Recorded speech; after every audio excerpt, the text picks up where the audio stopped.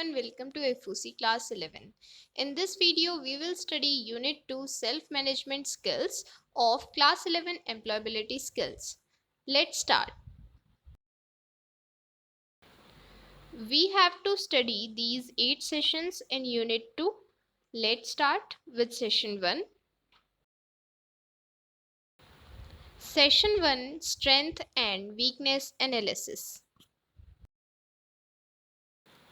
Before learning how to analyze strength and weakness, first of all, let us know the definition of some important terms. The first term is belief. What is belief? It is a feeling of certainty that something exists and is true, especially one without proof. Means whenever we believe in something, we are assured about it that it is true and it exists, and we do not require any proof for believing in it. So this feeling is called belief. For example, we might believe in someone's friendship. We may think that it is true. We do not have any evidence for it, but we just have a feeling of certainty that our friendship is true and we are going to be friends forever. So this is our belief. Then the next term is values. What are values? Values are the principles or standards of behavior, one's judgment of what is important in life. We all have our own principles. Means if a person believes that honesty is the best policy, then that person's value is honesty. This is the principle which he or she is going to follow in life. Whereas a thief's value might be to not be honest. It is his value in life. So there may be different values of different person. Someone might believe in good values, someone may have some bad values, but they might consider them important in their life. So these values have a major influence on our behavior and on the response that we are going to show in any kind of situations. Some common good values are honesty, equality, community involvement, brotherhood, etc.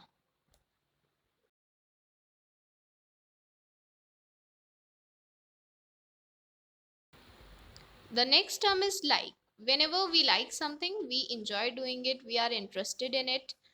Dislike is the opposite of like, means we do not enjoy the things which we dislike, we are not interested in doing them, we disapprove them.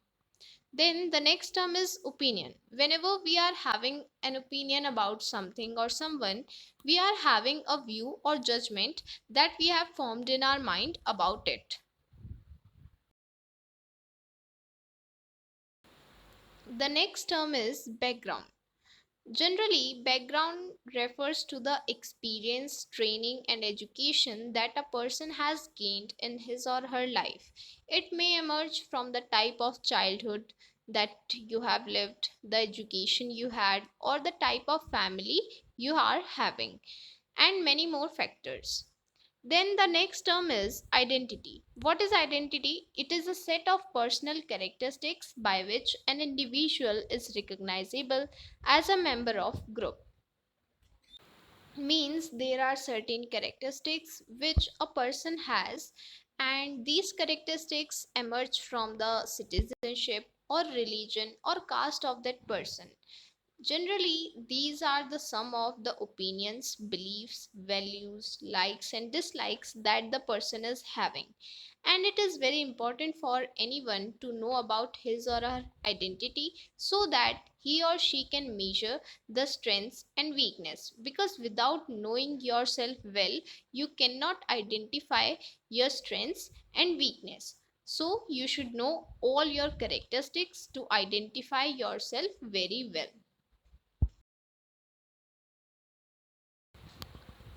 To know yourself, you should know that what are your beliefs, values, your opinions, your background, your likes and dislikes. If you are aware about all of these things, then you know about yourself and you can easily identify your strengths and weakness based upon these factors. Let us define strength and weakness. Whenever we are good at something, we can do something very well, we call it our strength. But there are certain areas where we need improvement, where we are not so much good and we cannot do very much well, but we can improve in those areas. So those areas are called weaknesses. So everybody have their own strengths and weaknesses, and here in this chapter we will identify the ways in which we have to analyze our strengths and weakness. For analyzing the strength and weakness, we should be self aware. We should have awareness about ourselves. We should know who we are. We should know about the inner strengths, the hidden talents, and the skills that we are having. Also, we should be aware about our weakness, that what we are not good at. By understanding ourselves, we can know what we can and cannot do.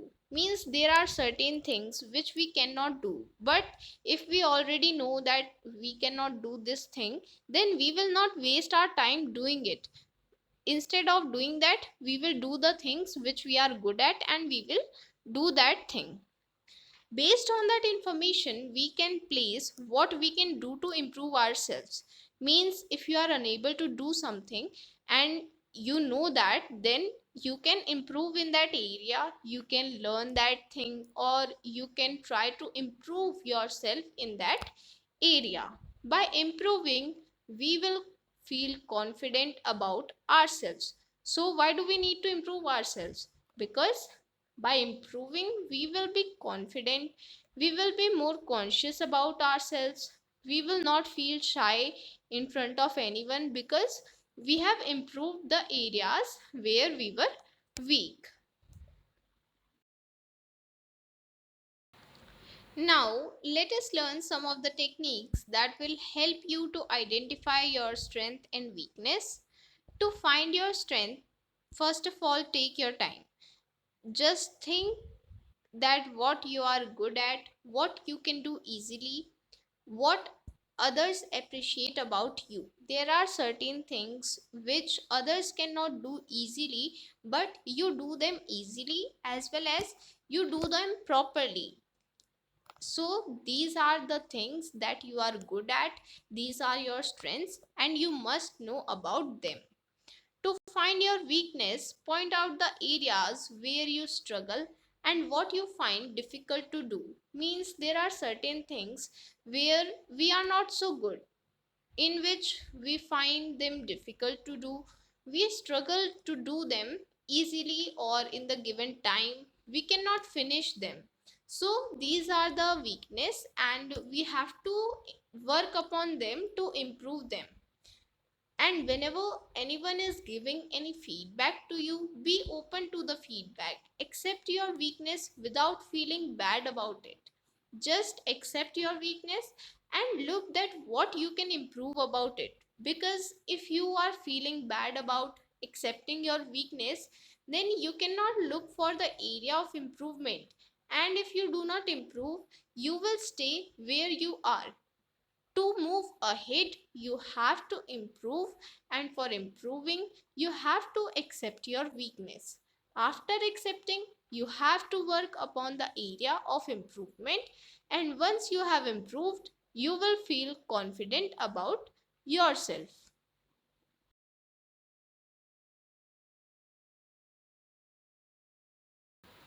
Here, some questions are given which you can ask yourself to find your strength and weakness.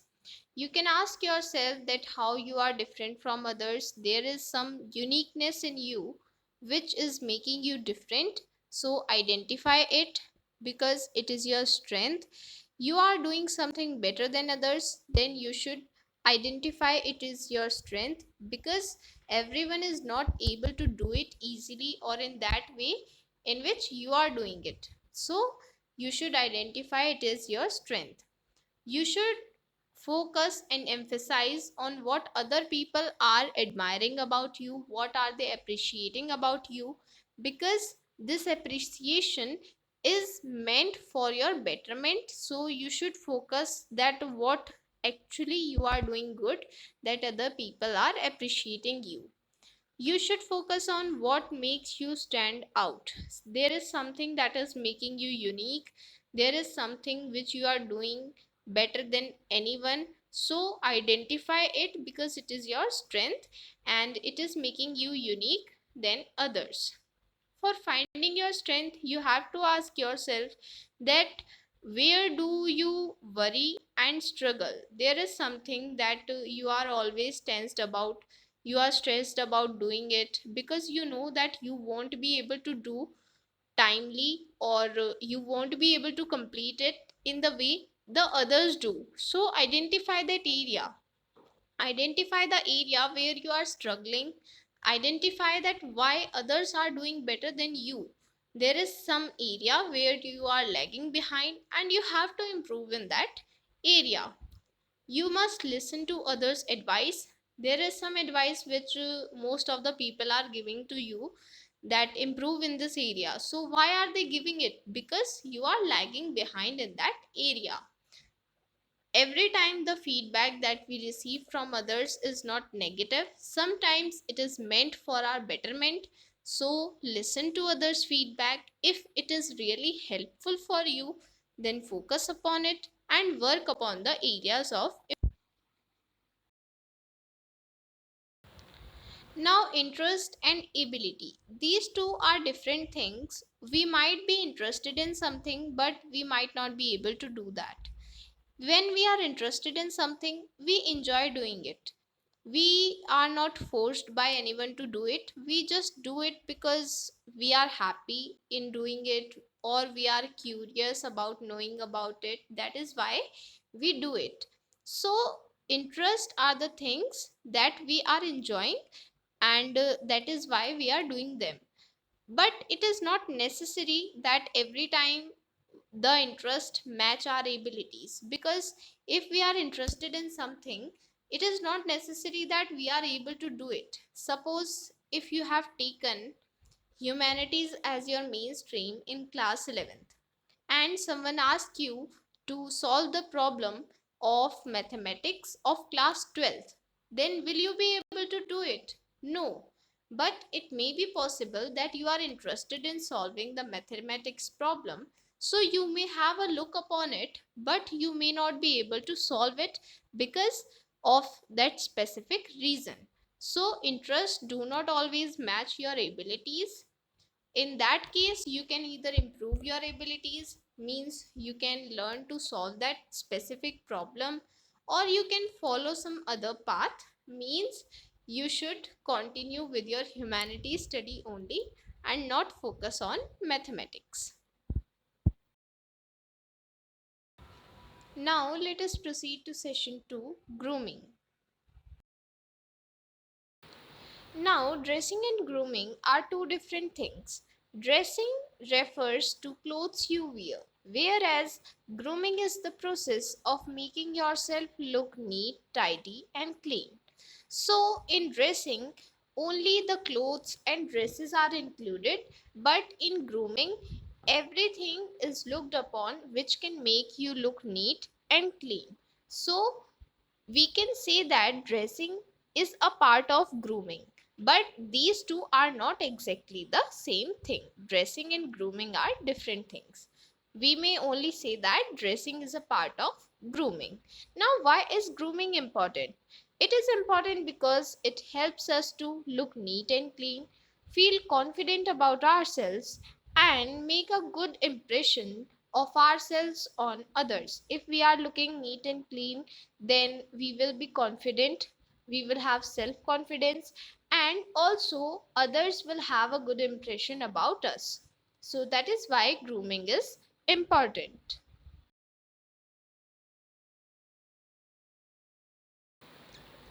Here few guidelines are given for dressing and grooming, because we have to dress and groom ourselves according to the profession or occupation that we are doing. For different profession or occupation, we have different style of dressing and grooming.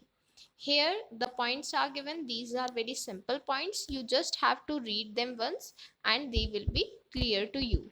Let us proceed ahead. Session 3, Personal Hygiene.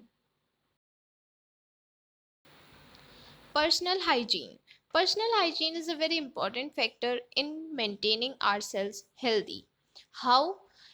Actually, personal hygiene is the habit or practice of keeping ourselves clean. And when we maintain our cleanliness, we are actually maintaining our health and well being. And if we are healthy, then we can be regular at our work. Why is personal hygiene important? It is important because it helps us to stay healthy. If we are maintaining the personal hygiene, then cleanliness will be maintained and our health will also be maintained, because diseases will remain away from us and we will remain healthy. We can create a good image of ourselves by maintaining our personal hygiene. We can look clean and tidy by maintaining the personal hygiene. It helps us avoid feeling ashamed in public. So, if you are maintaining your own self, then you will not feel ashamed. Instead, you will feel confident about yourself.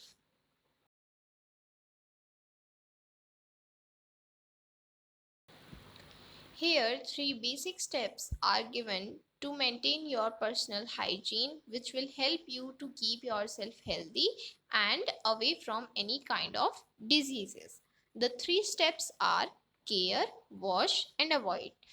These points that are given below each step are very simple. You just need to read them once and everything will be clear to you.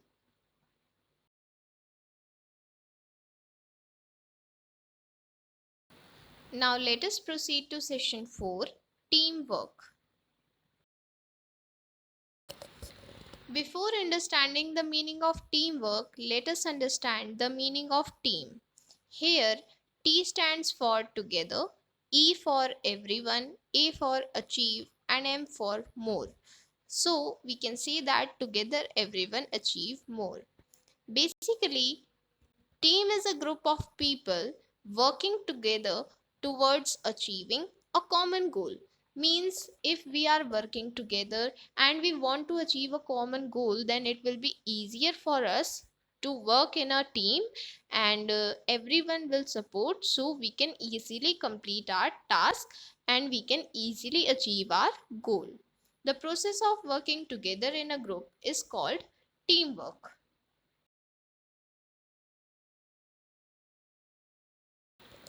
Now, what are the benefits of teamwork? Why cannot we work as an individual, and why it is better to work as a team? It is because everyone has a role to play in a team, so the pressure to succeed is not on one individual. If you are playing a game as an individual, then only you will be expected to win. But if you are playing in a team, then the whole team will be expected to win, and you do not have so much pressure that you have to win. You have a role and you have to play your role. That is what you require in a team. It helps you to have a support system, as all team members help to fix any mistake made by one team member. Means, suppose if you are lagging behind in something or you had made any mistake, then the whole team will help you to fix it. That is why they act as your support system. You are not alone in doing your work. Your team is there to support you. You feel good when the team achieves success, and it builds your confidence. Whenever you are doing any role in a team, you feel good whenever it is achieving success, because the success is not only of one team member, it is for the whole team. The whole team has won, has succeeded, and it will help you build your confidence also. The work gets done faster. If you are doing any work, then there are various responsibilities that you have to do. But if you are working in a team, then you can assign those different responsibilities to the different team members, and then the work will be done easily and faster than before.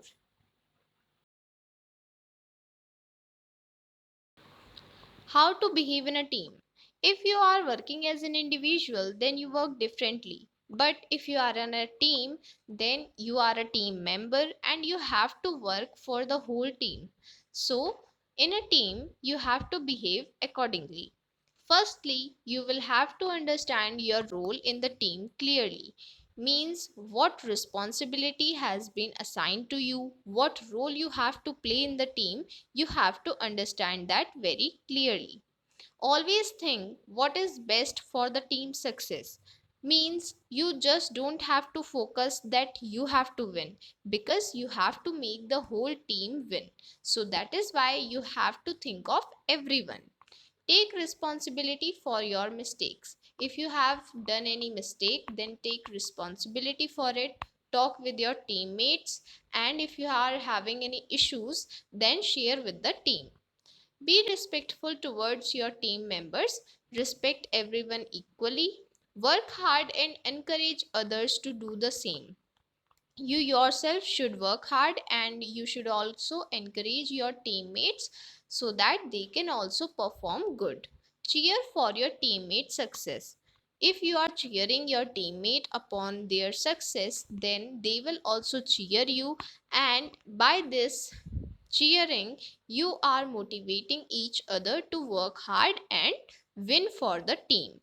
Celebrate success as a team. You alone do not win in a team. When a team wins, each and every team member wins. So that is why you have to celebrate your success as a team.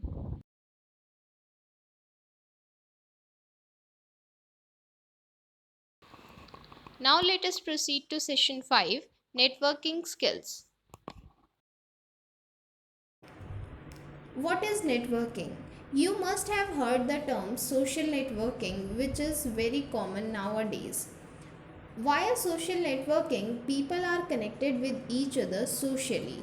They use some social media platforms and they are connected to each other where they can share the things that are happening around them with each other in whichever corner of the world they are.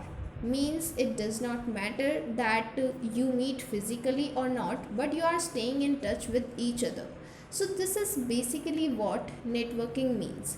It is getting to know people, staying in touch with them over time, and using their knowledge or skill in a way that it helps both the parties. So, as the example I gave of social networking, there we are connected with the people socially, means we are sharing the social information around the world.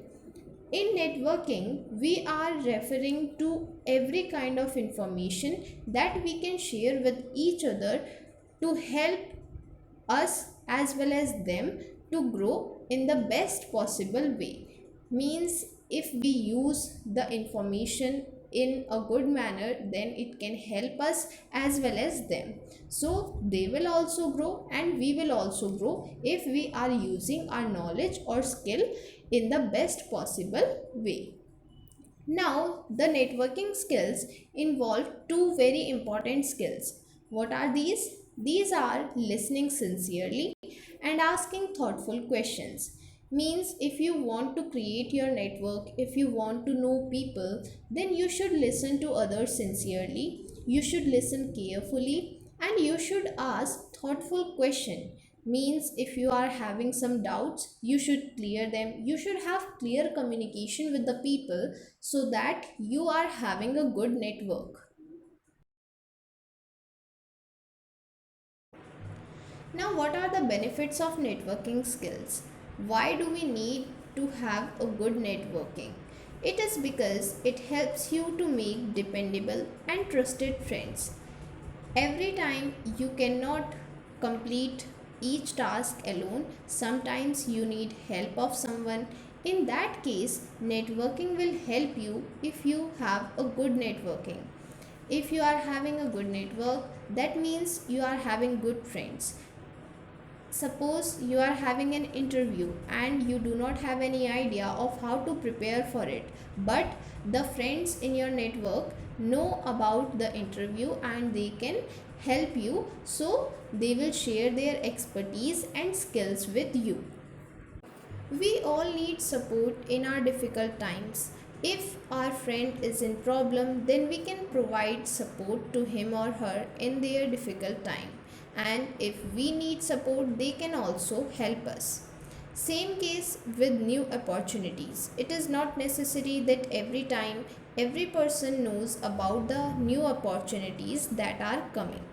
So, if you are having a good network, then other people can inform you about the opportunities that are meant for you, or you can be interested in them, so they will inform you. And if your friends are not informed about it, you can inform them about the new opportunities. So in this way, the networking skills help you in every field.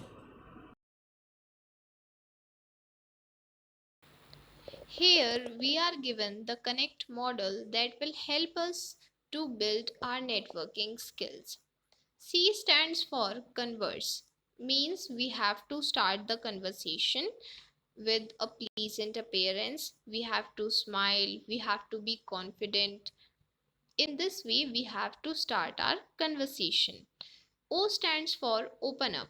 You have to show interest in communication. You should not feel shy. You should express your views and you should listen to the views of the other person also.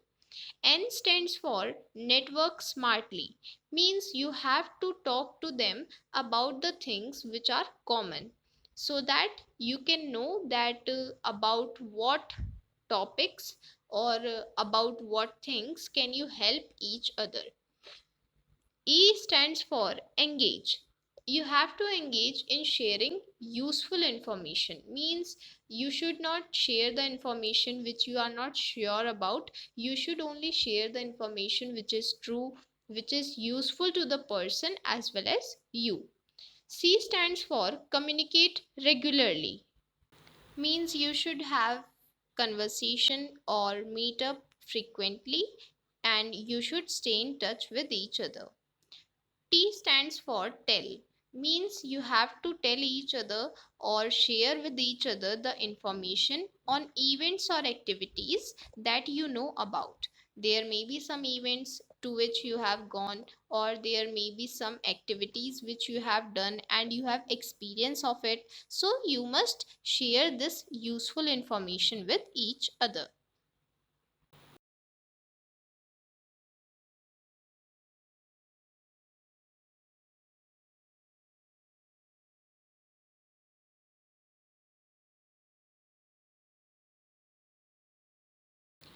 Now let us proceed to session 6, self motivation. First of all, let us learn the types of motivation. There are two types, external motivation and internal motivation. External motivation generally comes from the things which are affected by the external factors. Means if we are externally motivated, then we will do the things because we are affected by the external factors like respect, recognition, money, or power. But if we are internally motivated, we do the things because doing them make us happy, make us feel good. That is why we do those things. So, if we talk about self motivation, it is basically the internal motivation because we are motivated internally, means we are self motivated, we do not require any external factors for it.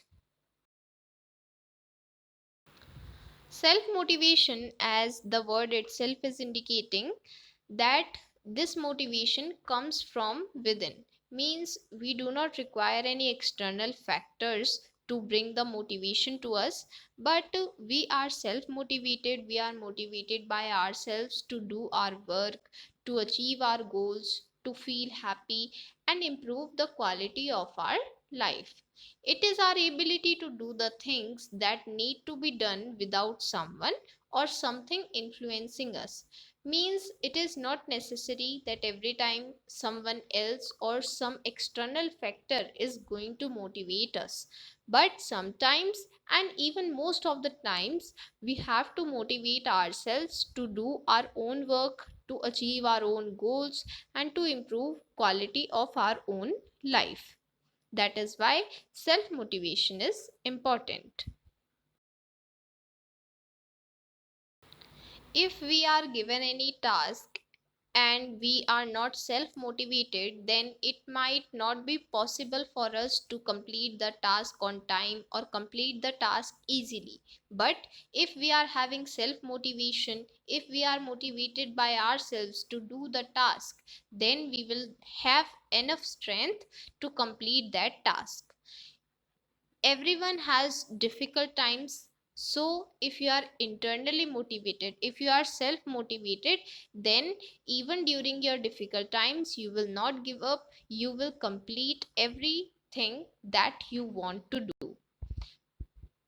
You will not require any external factors to stay motivated, because you are motivated by yourself, and you will stay focused and you will achieve your dreams easily, because you are focused and you are determined by self motivation. Now, there are some specific qualities self motivated people. They know what they want from life. They know that what is important to them. They are focused. They are dedicated to fulfill their dreams. Means the self motivated people are satisfied with what they are having, and they always strive to achieve their goals. They are self motivated, that is why they have determination, they are focused in achieving their goal, and they are always dedicated to fulfill their dreams, for which they only do the things which are important. They do not waste their time in the unnecessary things.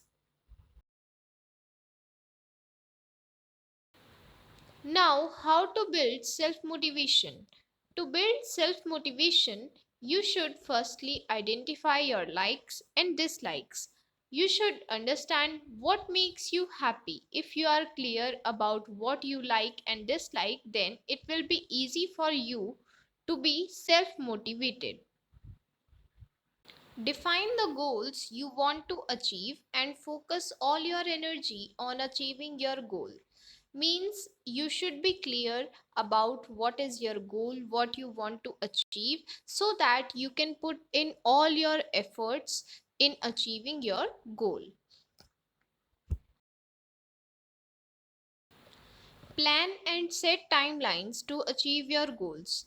Means if you have set your goals, then you should have a foundation of time, because without bounding your time, you will not be so determined to complete it. If you are not having any time limit, it may be possible that you show leniency, and due to which you will not be able to achieve your goal. So that is why it is important to have planning and set your timeline to achieve the goals. You should plan a list of activities which will help you to achieve each goal that you have set. Work towards achieving your goal even when you face a difficult time. It is not necessary that after setting your goals, the path is so easy. Many times there are many obstacles in your path. You have very difficult times, but despite all difficulties, you have to cross your path and you have to reach your destination. So, you should work towards achieving your goal, even if it is a difficult path, even if it is having obstacles. You should keep moving on, crossing all those obstacles. And once you do that, you reach your destination, you achieve your goal. This is how you build self motivation. Now, let us proceed to session 7, goal setting. In the previous session, we have talked about self motivation.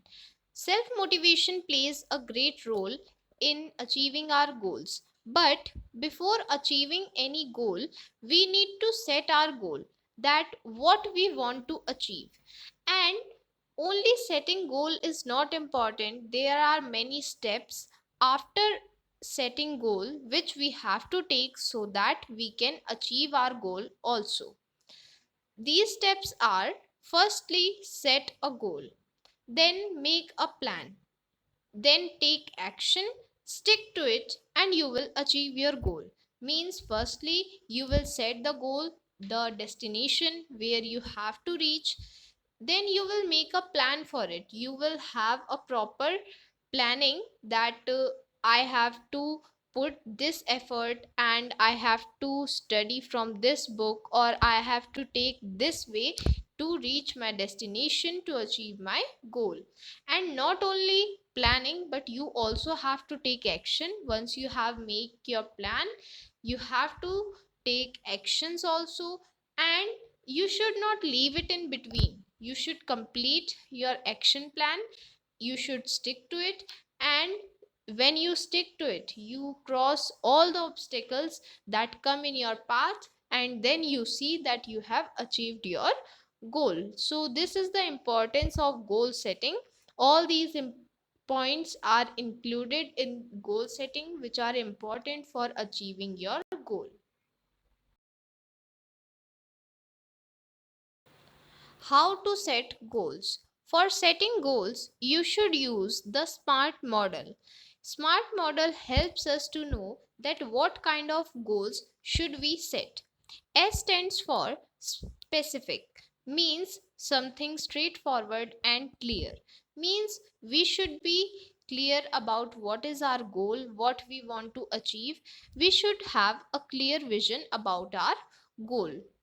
Then M stands for measurable, means whatever goal we want to achieve, we should have a specific measurement that can help us to analyze the progress that we have made in achieving our goal.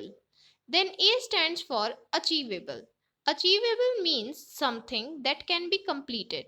Means we should not set such a goal which cannot be completed anyhow. We should set such goals which are achievable, which can be completed if we are putting right efforts at right time. Then R stands for realistic. Realistic means something that is real and is applicable in our lives. Means that goal which we are going to set, that goal should be realistic. We should be able to achieve it in our real life. It should not be only applicable in our dreams, that we are dreaming of achieving it but we are not able to achieve it in real life. So the goal should be realistic, we should be able to achieve it in the real life also. Then T stands for time bound, means the goal has to be completed within a certain fixed time. Means we should not just set goal and leave it. We should have a proper action plan, we should have a time foundation that we will achieve our goal within this time limit.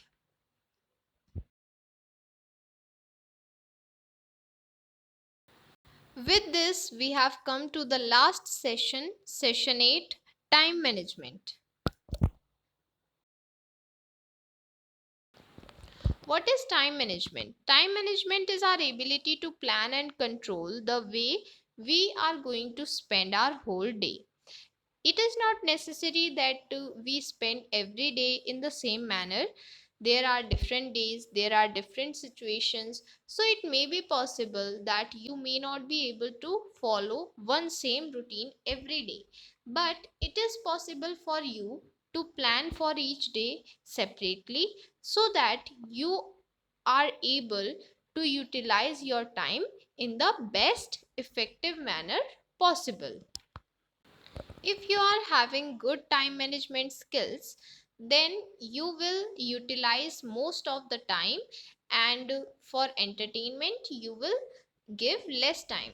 But please keep in mind that you should also give time to yourself. You should have some time for entertainment and fun. You should give some time to outdoor playing also. All the things are important in the whole day schedule, so you should give specific time period for all the things and do the things according to your plan. And if you go according to your plan, then it is more likely that you are able to complete your task at time, and that too very easily. Now, how will the time management help you? It will help you to complete task on time. If you are given any task, you will be able to complete it on time if you are good at managing your time. You will make a timetable, because if you are having a timetable, then it is very helpful for managing your study, your playing time, your entertainment time very well. Make a good guess at how long it will take you to do something. Means sometimes we try new things, and if we are having a proper timetable, if we are having a proper schedule, then we can make a guess that how long we are taking to do something. Submit homework and assignments before or on time. If we are having a good timetable, if we are having good time management skills, then we will be able to complete all tasks, including our homework and assignments, on time. We will not be late in submitting them, which is the problem of most of the students. Not waste time during the day. If we are good at managing our time, then we will use most of the time effectively, and we will give specific time allotments to each activity that we want to do during the day.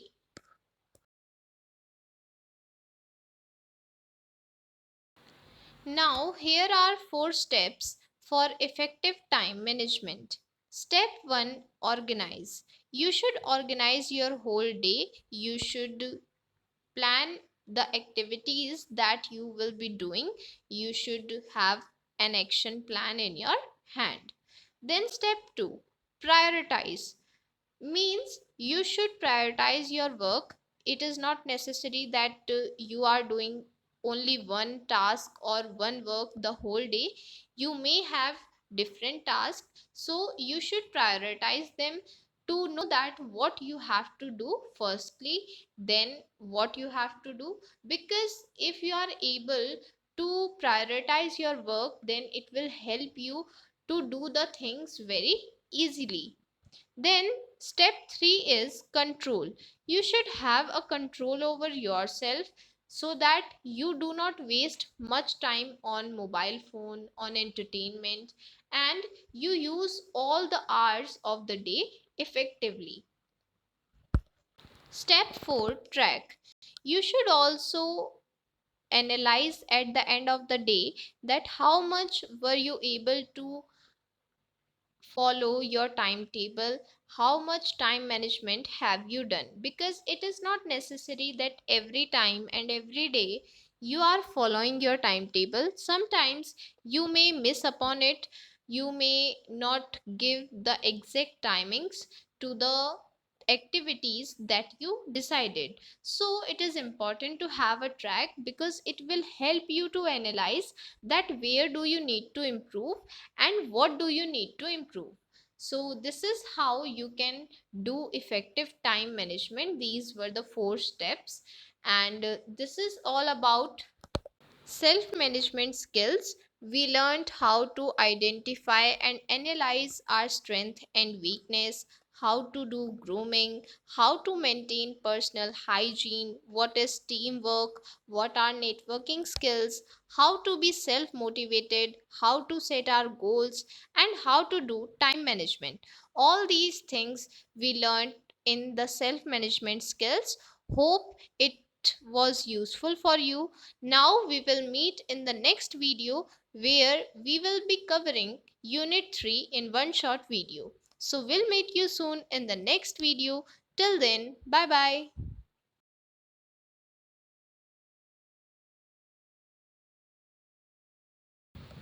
If you want to purchase Class 12 IT Code 802 sample paper book, the links are given in the description.